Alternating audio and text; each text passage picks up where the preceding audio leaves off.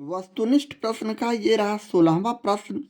यदि किसी समांतर श्रेणी का nवां पद Pn प्लस Q हो तो उसका पदांतर क्या है? हमें यहाँ ऑप्शन के रूप में दिया हुआ है, इसी में से हमें चुनना है। तो चलें अपने सॉल्यूशन में। Tn हमें दिया हुआ है चूंकि, जो कि Pn प्लस Q है। अब हम n बराबर 1 2 3 4 टू डॉट डॉट रखते हैं,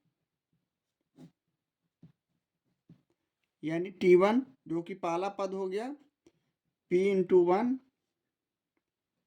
और प्लस Q यानी P प्लस Q। उसी तरह T2 निकाल सकते हैं, दूसरा पद P गुणे T के जगह N के जगह 2 रखकर, यानी 2P और प्लस Q। इसी तरह T3 भी रखा जा सकता है, P गुणे 3 प्लस Q रखकर, यानी 3P और प्लस Q करेंगे।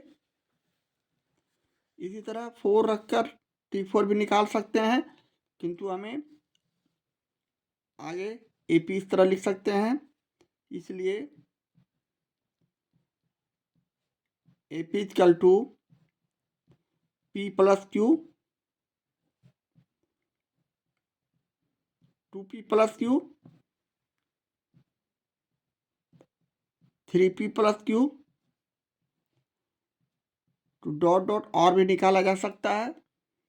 अब हम यहाँ से पदांतर D निकाल सकते हैं, इसलिए D इक्वल टू T1 में से T2 में से हम T1 को घटाते हैं। T2 यहाँ हमारे पास 2P और प्लस Q, ये दूसरा पद, और पहला पद में से घटाते हैं तो P प्लस Q। अब हम ब्रैकेट हटाते हैं, यानी 2P प्लस Q। ब्रैकेट के बाहर माइनस है, अंदर का चिन्ह चेंज कर देंगे, माइनस P और माइनस Q। अब माइनस Q और प्लस Q दोनों समान संख्या, विपरीत चिन्ह, दोनों कट गए। अब हम 2P में से P को घटा देते हैं तो हमारा रिजल्ट P आता है, और यही हमारा पदांतर हो जाएगा। इसलिए पदांतर बराबर P, और यही हमारा आंसर है, जो कि ऑप्शन ए में हम टिक लगा देंगे। ऑप्शन ए हमारा आंसर होगा। ऑब्जेक्टिव क्वेश्चन का ये रहा 17वां प्रश्न। यदि किसी समांतर श्रेणी का nवां पद 7-8n हो तो इसका पदांतर है। यहाँ में 4 ऑप्शन उसी तरह दिया हुआ, तो अपने सॉल्यूशन में हम उसी तरह, जिस तरह हमने प्रश्न 16 का सॉल्यूशन किया था, अर्थात Tn हमारे पास दिया हुआ है प्रश्न से 7-8n। अब हम n equal to 1 2 3 to dot dot कुछ भी संख्या रखकर प्रथम पद, दूसरा पद, तीसरा पद, चौथा पद निकालते हुए AP निकालेंगे, यानी T1 हमारा हो गया 7-8 इंटू 1, यानी 7 में से 8 चला गया तो हमारा -1 बचा। इसी तरह T2 हम निकाल सकते हैं, यानी 7-8 इंटू 2 रखकर, 7 - 8 दूनी 16, यानी 16 में से 7 गया तो -9। इसी तरह T3 भी निकाल सकते हैं, 7-8 इंटू 3, यानी 3 रखकर n के जगह, 7 - 8 × 24। अब 24 में से 7 गया तो 17 - 17। इस तरह और भी बहुत से पद को हम निकाल सकते हैं। इस तरह हमारा AP हो गया। इसे हम इस तरह लिख सकते हैं, यानी -1 प्रथम पद, -9 दूसरा पद, -17 तीसरा पद। इसी तरह चौथा पांचवा भी निकाला जा सकता है। अब हम यहाँ से पदांतर यानी D निकाल सकते हैं।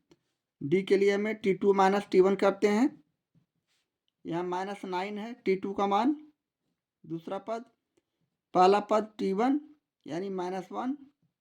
अब हम ब्रैकेट हटाते हैं तो -9, ब्रैकेट के बाहर माइनस है, अंदर का चिन्ह पॉजिटिव हो जाएगा, यानी -9 + 1 = -8।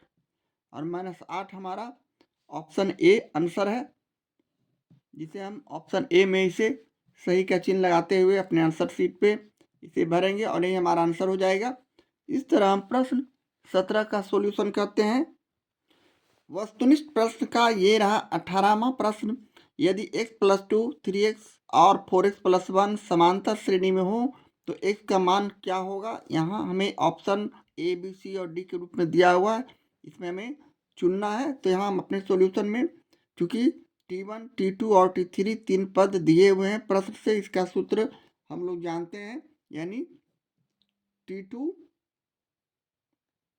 Minus T1 equal to T3 minus T2।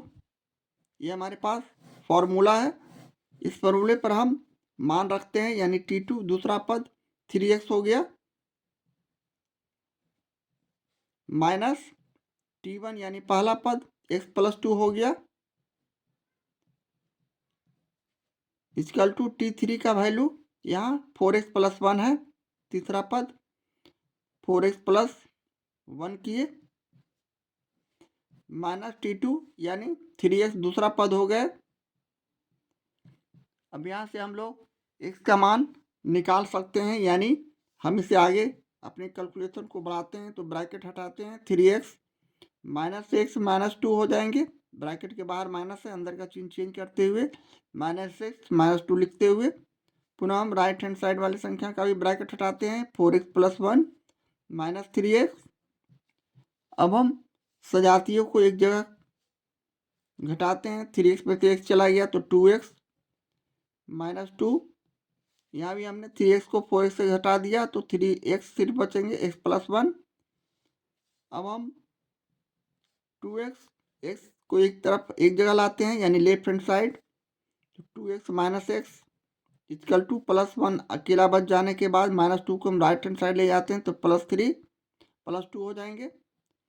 अब यहाँ से हम लोग x का वैल्यू निकाल सकते हैं, 2x में से x गया x और 1 + 2 यानी 3। इस तरह x बराबर 3 जो आया हमारा आंसर हो गया, जो कि ऑप्शन बी हमारा आंसर होगा। तो ऑप्शन बी में हम यहाँ सही का चिन्ह लगाते हुए अपने आंसर शीट में भरेंगे। इस तरह हम प्रश्न 18 का सॉल्यूशन करते हैं। ऑब्जेक्टिव क्वेश्चन का ये रहा 19वां प्रश्न।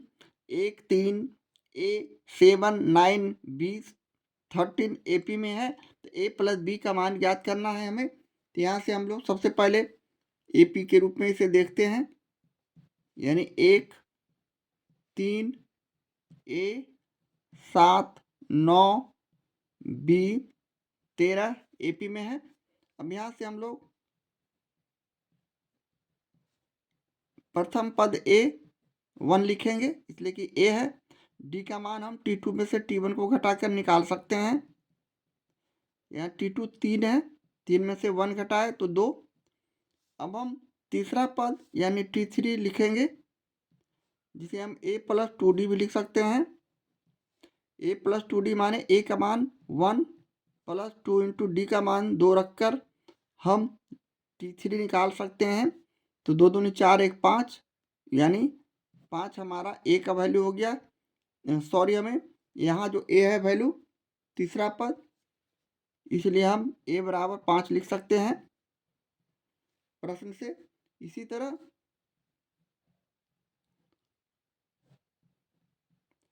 उसी प्रकार अब हम 1, 2, 3, 4, 5, 6 छठा पद T6 निकाल सकते हैं। T6 बराबर A + 5D लिखेंगे।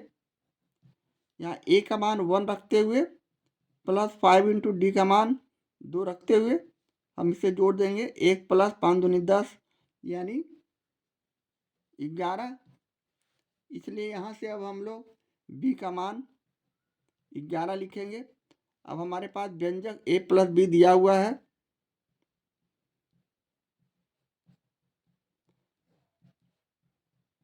A + B का वैल्यू हमें निकालना है। यहाँ A का वैल्यू 5 और +B का वैल्यू 11, यानी 11 5 हो गया 16, और 16 हमारा ऑप्शन बी आंसर होगा। इस तरह हम 16 में बी में सही का चिन्ह लगाते हुए अपने सॉल्यूशन का आंसर लाते हैं और यही हमारा आंसर हो गया। इस तरह हम प्रश्न 19 का सॉल्यूशन करते हैं। वस्तुनिष्ठ प्रश्न का ये रहा 20वां प्रश्न। यदि किसी समांतर श्रेणी के प्रथम द्वितीय पद एवं अंतिम पद क्रमशः ए बी और सी है तो पदों की संख्या होगी। यहाँ हमें उसी तरह प्रश्न को चुनना है, आंसर को चुनना है, सॉरी। तो यहाँ अपने सॉल्यूशन में एपी हमारा समांतर श्रेणी इस प्रकार का है, यानी ए बी तो डॉट डॉट तो अंतिम पद सी। यहाँ प्रथम पद हमें बराबर ए दिया हुआ है। डी का मान हम उसी तरह T2 में से T1 को घटाते हैं, यानी T2 यहाँ बी है माइनस ए। अंतिम पद Tn सी दिया हुआ है। तो हम चूंकि जानते हैं Tn बराबर a plus n minus 1 into d. अब यहाँ Tn का वैल्यू सी रखेंगे जिस तरह पहले बनाते थे, यानी ए का वैल्यू ए, प्रथम पद ए ही है और एन का मान यहाँ हमें निकालना है। डी का वैल्यू यहाँ बी माइनस ए रखेंगे। अब इसका हम अगले स्टेप में इस तरह सॉल्यूशन करेंगे। सी बराबर ए है तो ए को हम लेफ्ट हैंड साइड ला रहे हैं तो सी माइनस ए हो जाएंगे, चिन्ह का परिवर्तन। एन माइनस 1 और बी माइनस ए। अब हम यहाँ से एन माइनस 1 लिखते हैं, सी माइनस ए, बी माइनस ए को हम लेफ्ट हैंड साइड ले जा रहे हैं तो ये गुना में यहाँ है, ये हो जाएगा भाग में, यानी B minus A equal to N minus 1। अब यहाँ से हम लोग एन का वैल्यू इस तरह लिख सकते हैं, एन बराबर सी माइनस ए और बटे बी माइनस ए माइनस 1 है, इसको हम लेफ्ट हैंड साइड ले जाते हैं प्लस 1 हो जाता है। अब इसका हम लोग एलसीएम निकालते हैं भिन्न का जोड़ के जैसा, यानी बी माइनस ए हमारा एलसीएम हो गया, यहाँ कुछ नहीं तो 1 समझते हुए बी माइनस ए और 1 का एलसीएम लघुत्तम समावर्तक बी माइनस ए। अब बी माइनस ए को इसमें भाग किए तो बी माइनस ए कट गया, एक बचा। एक को सी माइनस ए से गुना किया तो सी माइनस ए प्लस 1 को उसमें भाग किए तो बी माइनस ए, तो यहाँ बी माइनस ए हो जाएंगे गुना करने पर। अब हम इसे फाइनली इस तरह भी लिख सकते हैं, यहाँ माइनस ए और माइनस ए जुड़ जाएंगे, यानी C plus B minus 2a और बटे बी माइनस ए करेंगे। इस तरह भी इसे लिख सकते हैं और यही हमारा, इसे सजा कर भी लिखा जा सकता है, यानी बी प्लस सी, चिन्ह का कोई परिवर्तन नहीं है, बी प्लस में है तो प्लस बी हो गया, अब प्लस सी हो गया और माइनस 2a और बटे बी माइनस ए, और यही हमारा आंसर हो गया। ये हमारा ऑप्शन ए में आंसर है। यहाँ हम ऑप्शन ए में सही का चिन्ह लगाते हैं। इस तरह हम प्रश्न 20 का सॉल्यूशन करते हैं। वस्तुनिष्ठ प्रश्न का ये रहा 21वां प्रश्न। 2, 6, 10, 14 टू डॉट डॉट का कौन सा पद बेरासी है? तो यहाँ हमें एपी के रूप में प्रश्न दिया हुआ है। 2, 6, 10, 14 टू डॉट डॉट। यहाँ हम ए लिख सकते हैं 2 प्रथम पद, डी निकाल सकते हैं, T2 में से हम T1 को घटाकर डी निकालते हैं, यानी 6 माइनस 2 यानी 4। उसी प्रकार यहाँ Tn का वैल्यू 82 दिया हुआ है। कौन सा पद 82 है? तो हमें n का मान निकालना है, पदों की संख्या कौन सा कैमा पद है। तो क्योंकि हमारे पास सूत्र है Tn बराबर a plus n minus 1 into D. यहाँ हम सभी का वैल्यू रखते हैं। Tn का वैल्यू यहाँ 82 रखेंगे, a का मान यहाँ 2 और प्लस n हमें निकालना है, डी का मान यहाँ 4। अब इसे आगे सोल्व करते हैं, यानी 82 में हम 2 को लेफ्ट हैंड साइड लाते हैं, माइनस 2 हो गए, 4 में n से गुना किए 4n, माइनस 1 को 4 से गुना किए माइनस 4। अब उसी प्रकार 82 में 2 गया तो 80 बराबर 4n माइनस 4 अब 80 को हम लिखे और -4 को हम लेफ्ट हैंड साइड ले जा रहे हैं तो +4 हो जाएंगे, यानी 4n। इसलिए यहाँ से अब हम लोग n बराबर 84/4 लिख सकते हैं और इसे भाग करते हुए 4 दूनी 8 और 1 यानी 21। 21वां हमारा जो होगा पद 82 होगा और ये हमारा ऑप्शन सी आंसर हो जाएंगे और ये हमारा प्रश्न का सॉल्यूशन है। इस तरह हम प्रश्न 21 का सॉल्यूशन करते हैं। ऑब्जेक्टिव क्वेश्चन का ये रहा 22वां प्रश्न। 21, 18, 15 टू डॉट डॉट का कौन सा पद शून्य है। यहाँ हमें समांतर श्रेणी इस प्रकार दिया हुआ है, यानी 21, 18, 15 टू डॉट डॉट। यहाँ से हम लोग प्रथम पद यानी ए निकाल सकते हैं जो कि 21 है। डी का मान हम निकाल सकते हैं T2 में से T1 को घटाकर। दूसरा पद में से पहले पद को घटाते हैं 18 - 21, यानी 18 में से 21 गया तो हमारा -3 जो बचा पदांतर हो गया। Tn का मान यहाँ 0 दिया हुआ है तो n बराबर हमें निकालना है पदों की संख्या। चूंकि उसी तरह Tn बराबर हमारे पास सूत्र है a + n - 1 × d। यहाँ हम Tn बराबर 0 रखते हैं वैल्यू, इसलिए कि Tn बराबर 0 है। a का मान यहाँ 21 रखे प्लस n - 1 हमें निकालना है n का वैल्यू, और d का मान यहाँ -3 रखते हैं। अब इसे आगे हल करते हैं, यानी हम यहाँ 0 रखे 21 और -3 को n से गुना किए तो -3n, -1 को -3 से गुना किए +3, 0 बराबर 21 और +3, यानी इसे हम सजाकर -3n बराबर 21 और 3 24 भी लिख सकते हैं। अब इसे हम यहाँ +24 होंगे। अब हम इसे -3n + 24 बराबर 0 किए, या फिर इसे हम -3n को आगे बढ़ाते हैं तो -3n बराबर +24 है, इसे राइट हैंड साइड ले जाते हैं तो -24। इसलिए यहाँ से अब हम लोग n बराबर -24/-3 करते हैं। माइनस माइनस कट के 3 से इसे काट दिए, 3 × 8 = 24, यानी 8वां पद। तो ये हमारा सी ऑप्शन है। सी में हम सही का चिन्ह लगाते हुए अपने आंसर को लाते हैं। इस तरह हम प्रश्न 22 का सॉल्यूशन करते हैं। वस्तुनिष्ठ प्रश्न का ये रहा 23वां प्रश्न। -10, -6, -2, 2 टू डॉट डॉट 34 में पदों की संख्या है। यहाँ ऑप्शन में A, B, C, D दिया हुआ है तो हमें यहाँ समांतर श्रेणी इस प्रकार का है, यानी -10, -6, -2, 2 टू डॉट डॉट अंतिम पद यानी 34। यहाँ से हम लोग प्रथम पद यानी A निकाल सकते हैं जो कि -10 है। पदांतर यानी D हम निकाल सकते हैं T2 में से T1 को घटाकर। दूसरे पद में से हम पहले पद को घटाते हैं तो दूसरा पद यहाँ -6 और पहला पद -10 है। यहाँ इसे हम सोल्व किए तो हमारा रिजल्ट हो गया -6, ब्रैकेट के बाहर माइनस है, +10 हो गया, यानी -6 + 10 में से गया तो 4 हमारा कॉमन डिफरेंस हो गया।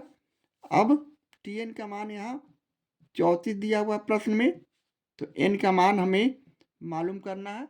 तो उसी तरह हम अपने सूत्र का प्रयोग करते हैं, यानी Tn बराबर A + n - 1 × d हमारे पास सूत्र है।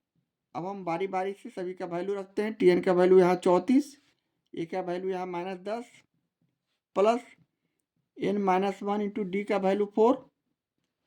अब इसे आगे हल करते हैं तो हम 34 में -10 है +10 हो जाएंगे लेफ्ट हैंड साइड लाने पर। 4 में n से गुना किया 4n - 4, -1 को 4 से किया तो -4। अब हम 34 और 10 को जोड़ दिए तो हो गया 44, और -4 है, इसे राइट हैंड साइड लाए +4 बराबर 4n। इसलिए यहाँ से अब हम लोग n बराबर निकाल सकते हैं 4404 48/4। 4 से इसे काट दिए, 1 मतलब 4 दूनी 8 यानी 12। अब हमारा 12 ऑप्शन ए का आंसर है और ए में हम यहाँ सही का चिन्ह लगाते हैं और ये हमारा आंसर हो जाएगा। इस तरह प्रश्न 23 का सॉल्यूशन करते हैं। वस्तुनिष्ठ प्रश्न का ये रहा 24वां प्रश्न। 51 48 45 टू डॉट डॉट 6वें पदों की संख्या क्या होगा। इसमें हमें ऑप्शन चुनना है। उसी तरह अपने सॉल्यूशन में हमारा समांतर श्रेणी एपी इस प्रकार दिया हुआ है प्रश्न में 51 48 45 तो डॉट डॉट यानी 6वें पद को ज्ञात करना है। 6वां पद हमारा टीएन हो जाएगा। तो यहाँ से अब हम लोग ए का वैल्यू यानी प्रथम पद 51 लिखेंगे। डी का मान उसी तरह T2 में से हम T1 को घटाते हैं। T2 यहाँ हो गया 48 और T1 हो गया 51।